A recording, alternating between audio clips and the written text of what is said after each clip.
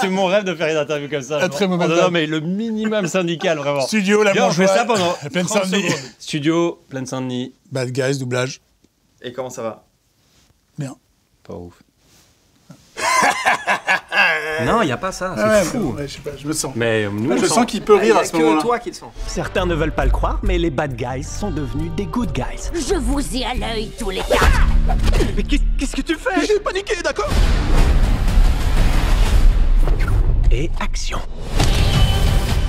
Alors, du coup, là, on est à la Plaine Saint-Denis. On est à la Plaine Saint-Denis? On dirait que tu fais un AVC. On est à la Plaine Saint-Denis. C'est un studio, rassurez-moi. On est où, là? On est où? Et on s'occupe de faire le doublage de Bad Guys 2. Exactement. Qui sort bientôt en français. Qui sort quand, d'ailleurs? 38 juin? 38 juin. J'ai entendu. 38 38 juin. Ils sont pas du tout au point sur les dates.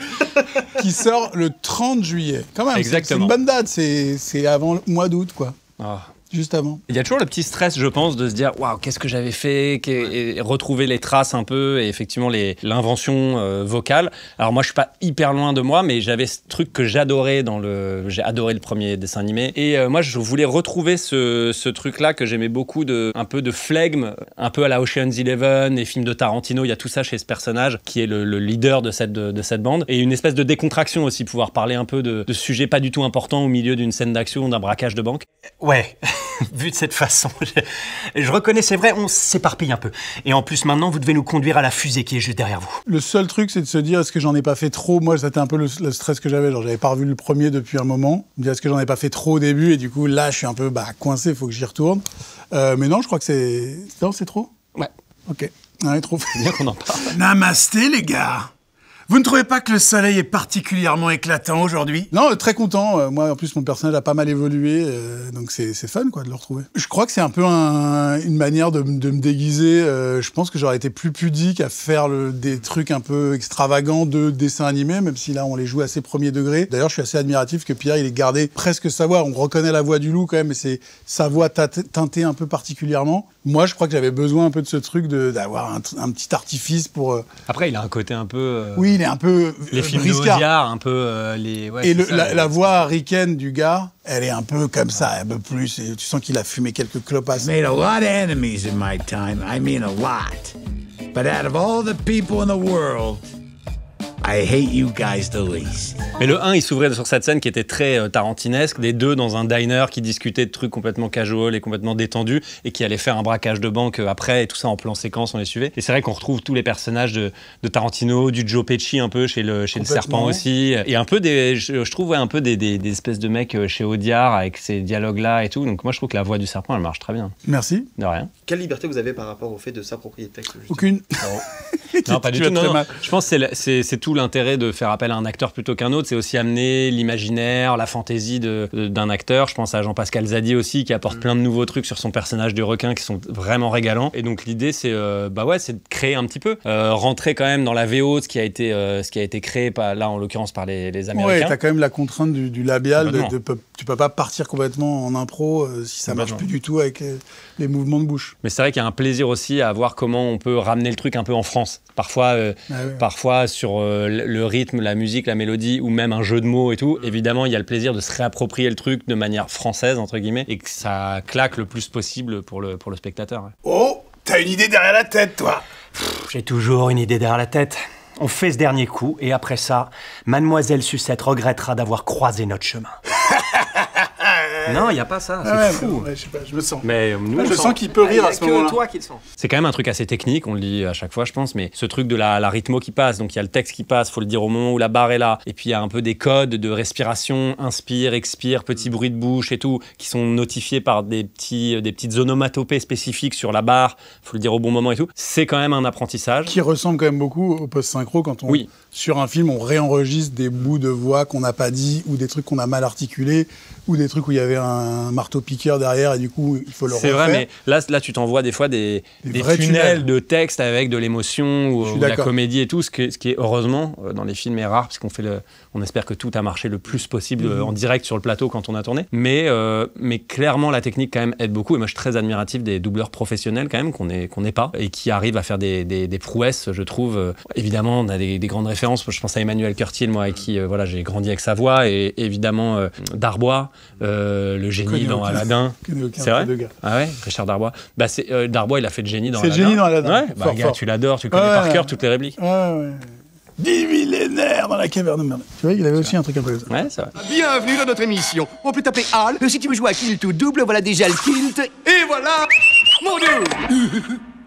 Plus t'es tôt dans le process d'enregistrement, moins t'as de gens qui te répondent quand tu fais les dans le séquences. vide. T'es vraiment. Quand tu commences, moi là je termine, donc j'ai plein de voix déjà qui sont déjà là, genre celle de Pierre est déjà là. Je sais que le 1, j'étais un des premiers, donc j'étais vraiment genre tout seul. Tu t'étais fait arnaquer. Ouais, exactement. Clairement. Donc oui, c'est bizarre un peu. C'est vrai que généralement quand les gens nous en parlent, c'est genre ah trop cool, vous avez fait la voix avec Pierre. Alors ça se passe comment? Vous êtes ensemble, ça joue et tout. Vous avez dû bien rigoler. C'est pas vu, frérot. Enfin, on s'est vu pour ce moment-là, pour en parler, pour après et tout. Mais... Non, c'est trop cool de voir une fois que c'est fini, de voir les voix de tout le monde et la magie de putain, ça se répond hyper bien. Et ça, c'est grâce aux directeurs artistiques, directeurs de plateau qui sont ici et qui nous guident en fait justement pour qu'il y ait une harmonie dans les voix. Mais c'est vrai que c'est la frustration du truc, c'est que pour que le son soit propre et que ce soit bien et qu'on ait le temps de se concentrer sur ton intention, ta voix, ton personnage.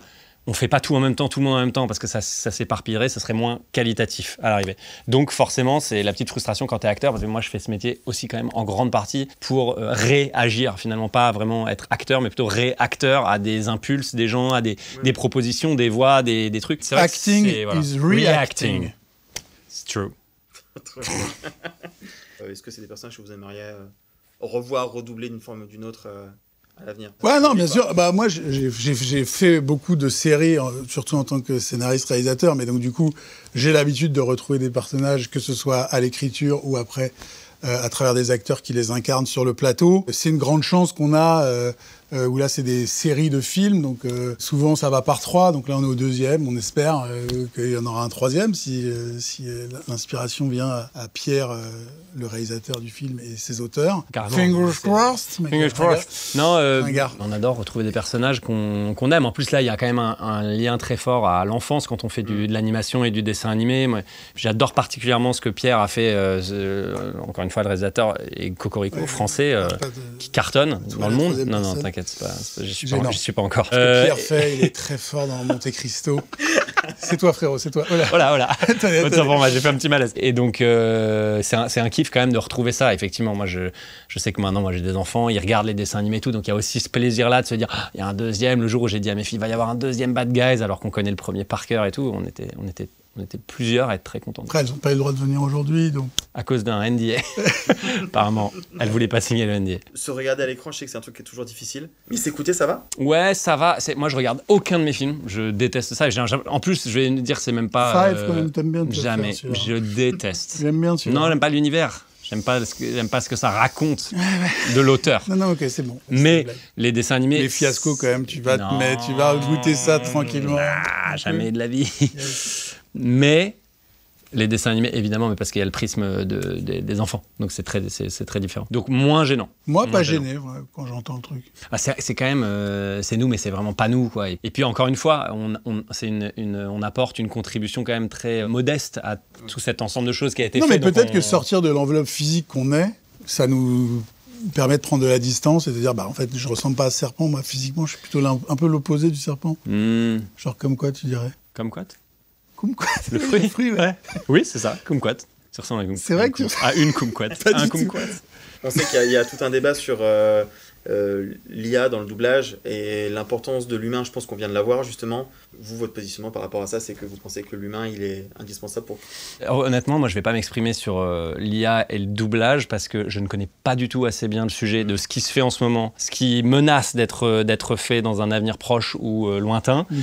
Évidemment, je pense que dans tous les métiers, de toutes les façons, audiovisuels et créatifs, il y a des énormes questions qui sont en train de se poser, qui sont à la fois de business, mais aussi philosophiques, quoi, sur qu'est-ce qu'on fait de la place de la machine et de l'être humain. Moi, j'ai un peu l'intime conviction que l'espoir, on va dire même, que en fait, ce qui nous plaît quand même toujours dans une proposition artistique, quelle qu'elle soit, c'est la faille, la fragilité et le fait de reconnaître que c'est pas parfait, le fait de reconnaître qu'il y a justement énormément de fêlures et de choses qui sont imparfaite. Et donc j'ai l'espoir un peu que on va quand même être attaché à ça. Évidemment, il va y avoir un changement de paysage et de paradigme énorme dans beaucoup de jobs, mais quand même artistiquement, le fait de pas sentir qu'il y a quelqu'un avec ses traumas et ses névroses derrière une proposition artistique, finalement, je crois que ça aura pas tant d'écho chez les spectateurs. Je l'espère et je le crois.